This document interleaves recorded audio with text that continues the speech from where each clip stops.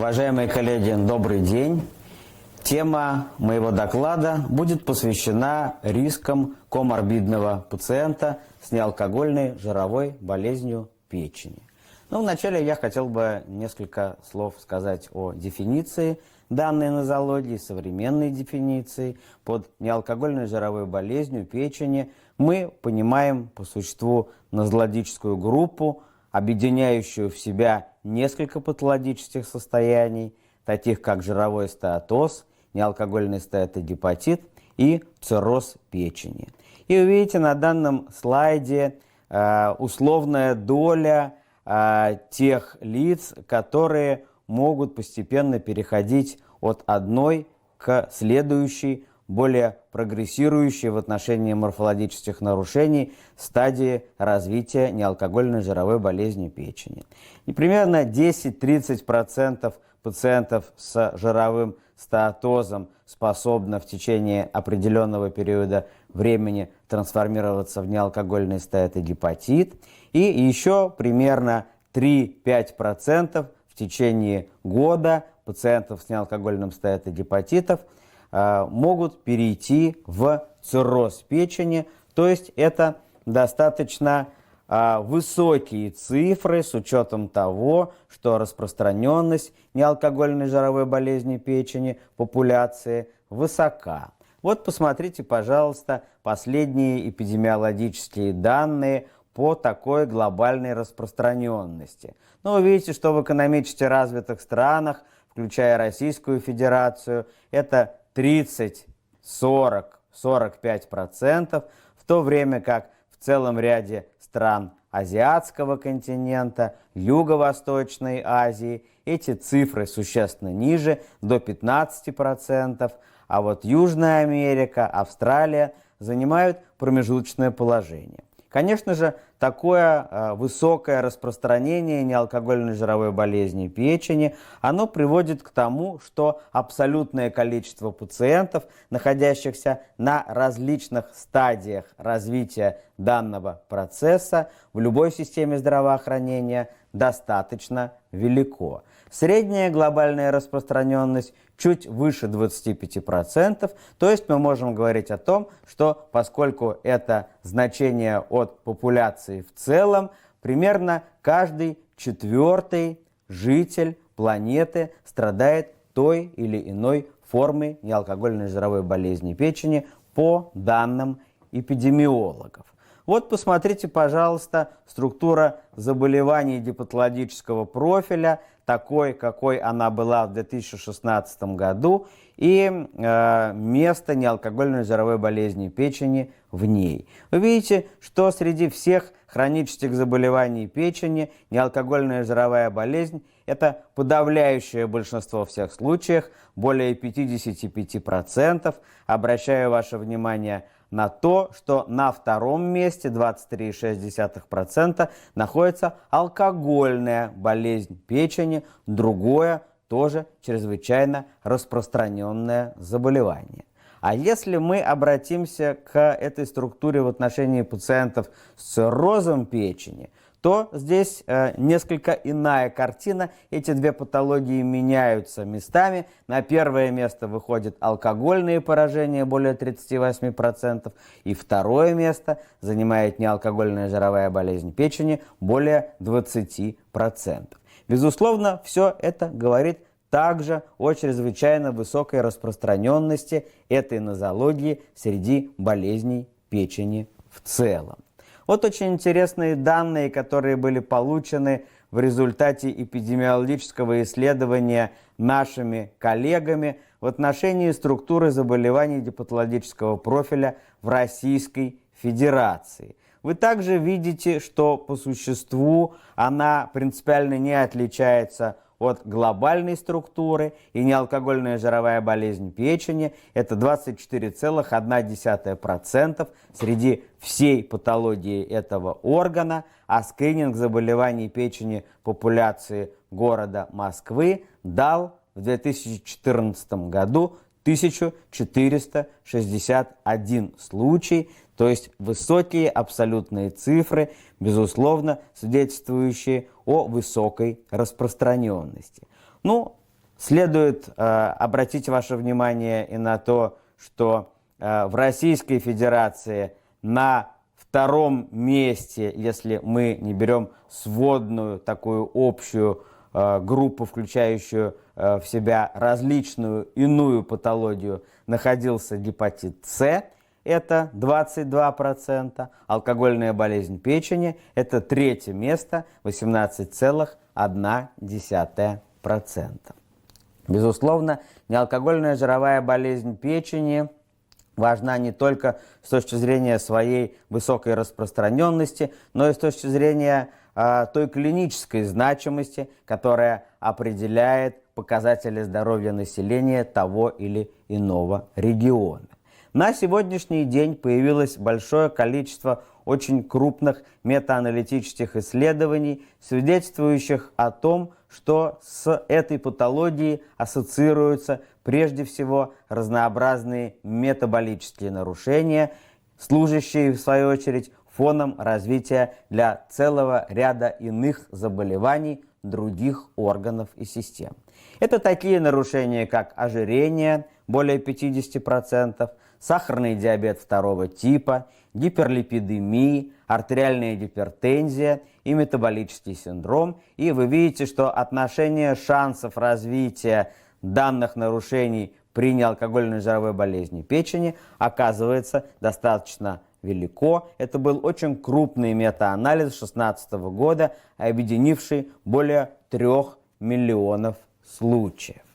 Более детализированное изучение данной проблемы свидетельствует о том, что неалкогольная жировая болезнь является фактором риска развития целого ряда очень серьезных заболеваний. Прежде всего, это заболевания сердечно-сосудистой системы. Видите, еще один метаанализ 2017 года свидетельствует о том, а это более 25 тысяч пациентов, что это фактор риска развития ишемической болезни сердца, более чем в 2 раза повышается риск, и ишемического инсульта. Еще одно исследование, сделанное в том же году на 1000 больных, продемонстрировало неалкогольную жировую болезнь печени в качестве фактора риска развития фибрилляции предсердий, тоже с достаточно высоким относительным шансом 2,47.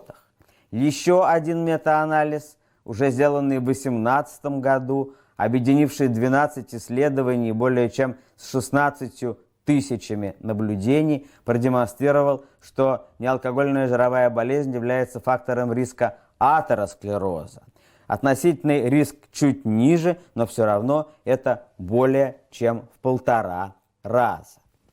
Вот еще один метаанализ 2018 года, более поздний по сравнению с тем, который я приводил на предыдущих слайдах, демонстрирует, какие взаимосвязи эпидемиологические наблюдаются между данным заболеванием и ишемической болезнью сердца. Посмотрите, пожалуйста, риск развития ИБС, а это исследование почти 280 тысяч пациентов, повышается на 65%.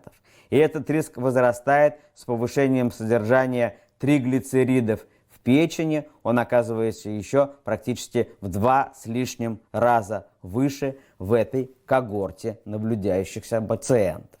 Ну вот, посмотрите, пожалуйста, цереброваскулярные нарушения. Также для них неалкогольная жировая болезнь печени является фактором риска. Это фактор риска внутримозгового кровотечения на 85% и инсульта более чем в 2,5 раза. Неалкогольная жировая болезнь печени – это и фактор риска развития желчно-каменной болезни. Был метаанализ, сделанный на достаточном количестве больных, который продемонстрировал, что в 1,5 раза увеличивается риск развития желчно-каменной болезни при развитии неалкогольной жировой болезни печени. Чрезвычайно важно, что эта патология является и фактором риска такого состояния, как гепатоцеллюлярная карцинома, конечно же, принципиально меняющего весь прогноз для подобной группы больных. Посмотрите, пожалуйста, исследование 2014 года, демонстрирует высокую долю пациентов с неалкогольной жировой болезнью печени, 35% в 2010 году среди всех этиологических факторов развития гепатоцеллюлярной карциномы. Безусловно, существует патология, которая в результате механизмов повреждения паренхимы печени существенно более значима с точки зрения развития гепатоцеллюлярной карциномы. Но прежде всего это, конечно же, хронический гепатит С. Но, тем не менее, общее чрезвычайно большое количество пациентов с неалкогольной жировой болезнью печени свидетельствует о том, что в общей структуре гепатоцеллюлярной карциномы удельный вес таких пациентов оказывается одним из наиболее больших, а часто просто максимальным. Тем не менее, конечно же, частота трансформации неалкогольной жировой болезни печени в гепатоцеллюлярную карциному не столь высока, как при иной патологии печени. Но вот в этом же исследовании было продемонстрировано, что в отношении стеатогепатита она составляет 2,6% в год.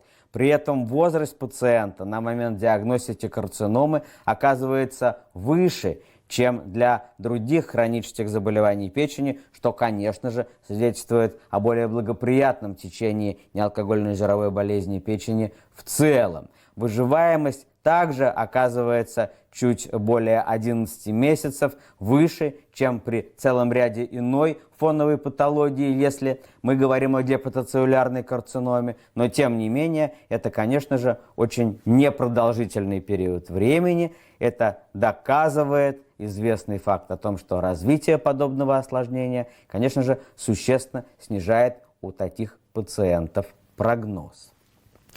Вот, посмотрите, пожалуйста, еще один метаанализ 2018 года, где изучалась неалкогольная жировая болезнь печени, доцирротическая стадия с точки зрения развития гепатоцеллюлярной карциномы.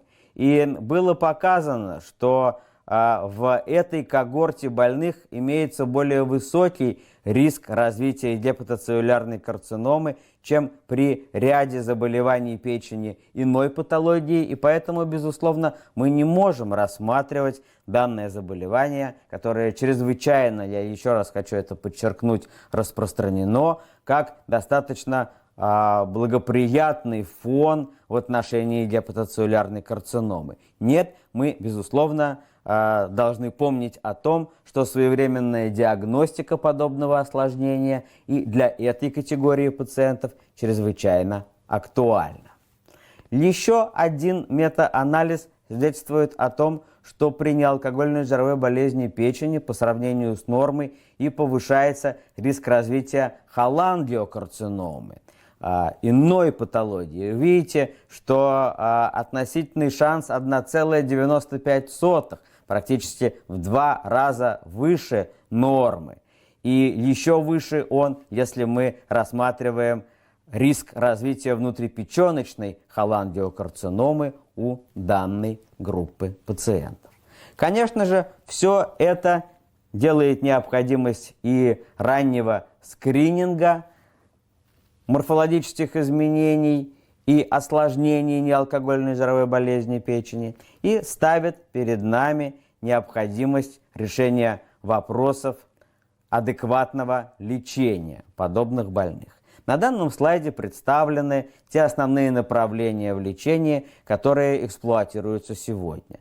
Прежде всего, это коррекция массы тела и модификация образа жизни. Это очень важное, необходимое, но, к сожалению, не всегда достаточное направление. Это коррекция инсулинорезистентности и снижение оксидативного стресса, являющегося одним из основных патогенетических механизмов развития данной патологии. У нас имеется целый ряд методов, которые так или иначе позволяют эти задачи решать. Это и бариатрическая хирургия, и модификация образа жизни и питания, и, конечно же, использование фармакотерапии. Посмотрите, пожалуйста, буквально один слайд в отношении коррекции массы тела, которая относится к направлению, связанному с коррекцией образа жизни и питания подобных больных. Посмотрите, пожалуйста, очень интересное исследование. Оно демонстрирует, что снижение массы тела на 3-5% способно вызвать регресс стеатоза печени, снижение массы тела на 7% и более снизить индекс гистологической активности неалкогольного стеатогепатита, а снижение массы тела на 10 и более процентов может индуцировать регрессию фиброза печени. Поэтому, безусловно, это очень важное направление, к которому следует всегда прибегать, направление, которое у целого ряда пациентов позволяет обойтись без лекарственной терапии, а в других случаях существенно повысить ее эффективность. Тем не менее, конечно же, фармакотерапия в данном случае это краеугольный камень ведения подобных пациентов. И на данном слайде представлена цитата из клинических рекомендаций Европейского общества по изучению печени, где, вы видите, сказано, что она должна назначаться пациентам с неалкогольным стеатогепатитом, это 2016 год, особенно лицам с выраженным фиброзом печени, F2 и выше по КНОДЕЛю, пациентам с менее выраженной формой, однако наличие маркеров, способствующих прогрессию заболевания, сахарный диабет, метаболический синдром, повышение ЛТ, также может потребоваться такое назначение лечения. Ну и основные направления фармакотерапии сегодня. Можно использовать высокие дозы антиоксидантов. Например, витамин Е в суточной дозировке 800-1000 мг. Коррекция наблюдается оксидативного стресса. Может быть положительная гистологическая динамика при приеме препаратов в течение 2 и более лет. То есть это длительное лечение. Однако достаточно неблагоприятен профиль безопасности, оказывается. Много осложнений. Пиоглитазон. Коррекция инсулинорезистентности 30-45 мг в сутки. По существу тоже длительное лечение от 6 месяцев и более, и тоже сложности с безопасностью. Урсодезоксихолиевая кислота 15 мг на килограмм в сутки. Коррекция оксидативного стресса. Улучшение функции печени, профилактика желчнокаменной болезни, нормализация липидного спектра крови. Достаточно хороший эффект, особенно при данной патологии, и достаточно благоприятный профиль безопасности. Еще одно направление – адометионин, 10-25 мг на килограмм в сутки. Коррекция оксидативного стресса. Улучшаются функции печени, коррекция сопутствующего депрессивного состояния и астении. Об урсодезоксихолиевой кислоты хотел бы сказать несколько более подробно, поскольку действительно это хороший препарат для лечения болезней печени, в частности, неалкогольной жировой болезни. Посмотрите, пожалуйста, данные одного из последних очень крупных метаанализов по эффективности урсосана при неалкогольном стеатогепатите. В 85% случаев использование данного препарата приводило к улучшению биохимических и гистологических показателей печени при неалкогольном стеатогепатите. Важно, что это было 15-летнее очень крупное исследование, которое проанализировало по существу все имеющиеся на тот момент работы, заслуживающие внимания в данной области. Это был международный опыт. А в сравнении я хотел бы продемонстрировать вам и опыт отечественный. Коллектив наших ведущих гепатологов под руководством Владимира Трофимовича Ивашкина провел многоцентровое неинтервенционное исследование, наблюдательную программу, которая имеет такое оптимистическое название «Успех». В 2019 году были опубликованы его результаты. 183 больных, мужчины и женщины, 20-75 лет. У них диагностировалась неалкогольная жировая болезнь на разных стадиях, были метаболические нарушения, измененный уровень холестерина, он был чуть выше верхней границы нормы, утолщение толщины комплекса интима-медиа в артериях. И, безусловно, эти изменения трактовались как маркеры субклинического атеросклероза. Мы уже видели из предыдущих слайдов о том, что при неалкогольной жировой болезни печени очень часто наблюдаются подобные изменения сердечно-сосудистой системы. И данной группе пациентов была проведена монотерапия урсосаном в течение полугода. И что же было выявлено?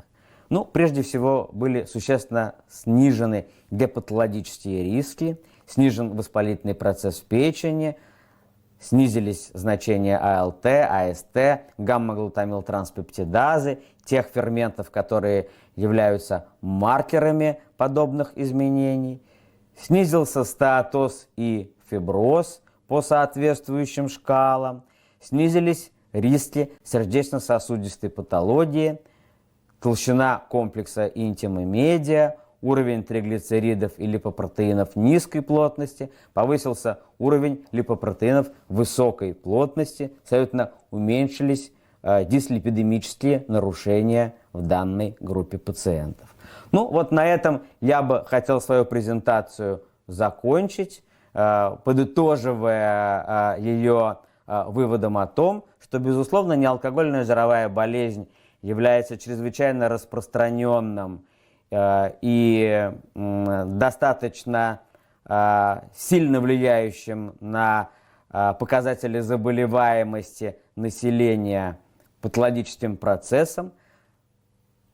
Таких пациентов нужно активно наблюдать, формировать из них группы риска в отношении развития целого ряда сопутствующей патологии и осложнений и, безусловно, подвергать комплексному лечению, которое должно включать в себя и медикаментозную терапию, и одним из высокоэффективных и хороших компонентов такой терапии можно считать препараты урсодезоксихолиевой кислоты, в частности, те препараты, о которых шла речь в моей презентации. Благодарю вас за внимание.